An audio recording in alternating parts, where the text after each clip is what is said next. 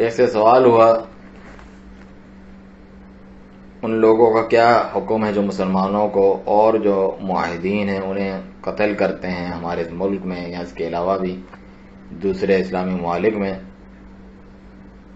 اور ان لوگوں پر کیا حکم ہوگا کہ جو اپنے آپ کو دھماکے سے اڑا دیتے ہیں، خودکش حملہ کرتے ہیں، کیا یہ خودکشی شمار ہوگی؟ کہ جواب میں شیخ صالح الفوزان حفظہ اللہ فرماتے ہیں کہ یہی تو خودکشی ہے، اپنے آپ کو خود مارنا ہے، اور یہ ایسی جان کو قتل کرنا ہے جو جائز نہیں۔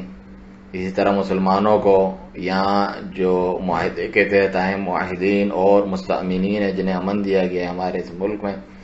تو یہ زیادتی ہے، ظلم ہے اور عہد شکنی ہے۔